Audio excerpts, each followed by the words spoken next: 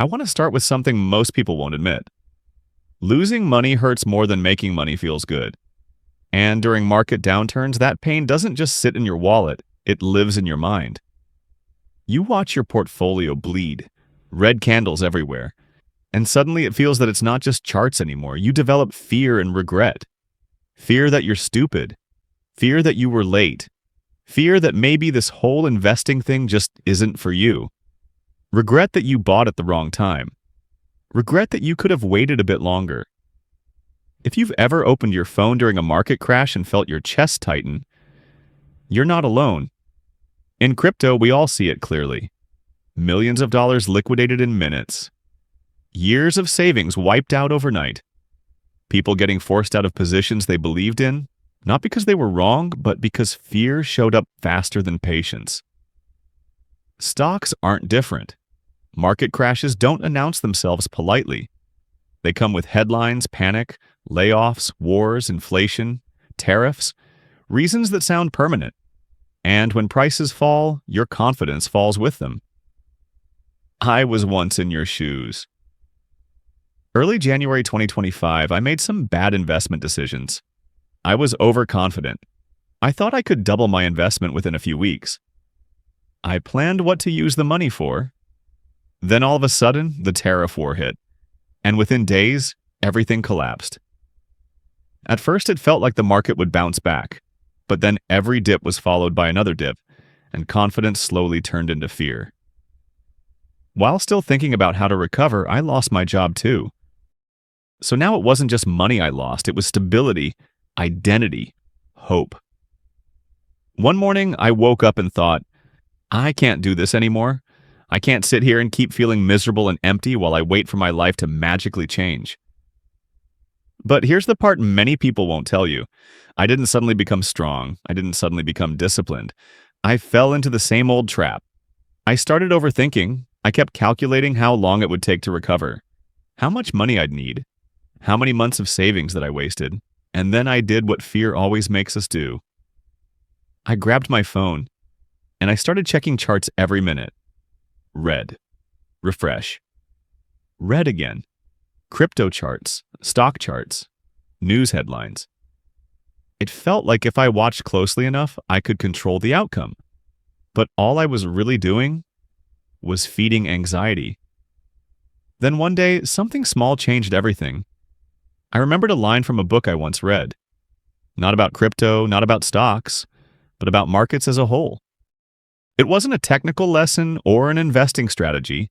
It was a reminder that fear has a loud voice in the moment, but history has the final word. That was the moment I stopped reacting to the present and started looking at the history of human progress and market cycles. I looked at the dot-com crash of 2000, where the internet was dead. It bounced back. I looked at the 2008 Great Financial Crisis, where the banking system was dead. It bounced back. I looked at the 2020 pandemic, where the world was ending. It bounced back. At that moment, I realized that the market is a reflection of human resilience. As long as humans want to build, innovate, and improve their lives, the market has a floor. The collapse is a season, not the end of the book. That's when my mindset shifted, and I realized the market doesn't move in straight lines, but it moves forward. So I stopped seeing crashes as proof that investing was broken. I started seeing them as proof that fear is temporary. Crypto taught me something powerful. Volatility doesn't mean failure, it means emotion. Stocks taught me something deeper. Great companies survive chaos. Weak hands don't. In the end, I realized my real problem wasn't the market. It was how I reacted to uncertainty.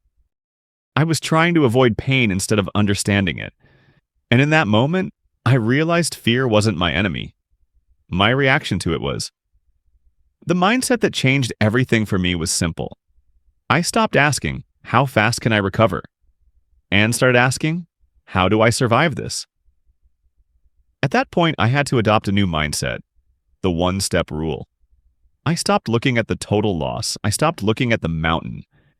Instead, I asked myself, what is the one thing I can do today to move 1% closer to stability? The first thing is that I stopped checking the charts. If I weren't selling, the price today didn't matter. The second thing is that I started rebuilding my human capital. I focused on my skills because your income earning potential is the only asset the market can't liquidate. The third thing is that I moved from speculative gambling in crypto to a core foundation of index funds and ETFs. Understanding that slow, boring growth is better than fast, terrifying loss. I kept pushing, not because it was easy, but because quitting guaranteed nothing would change. This video isn't about predicting the next bull run. It's not about telling you what to buy. It's about reminding you of something important. Every investor you admire has lived through pain like this. The difference is, they didn't let fear write the ending. If you're watching this and you're down bad, if your portfolio is bleeding, if you feel embarrassed, tired, or lost, hear this clearly. You are not behind. You are not broken. And this is not the end of your story. Markets fall so mindsets can be tested, and the ones who grow are the ones who stay long enough to learn.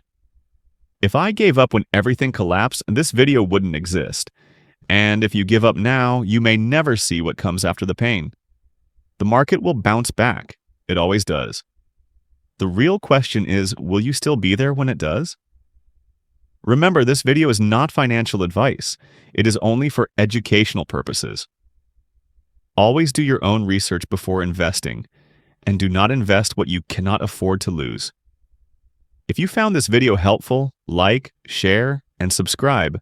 Thank you.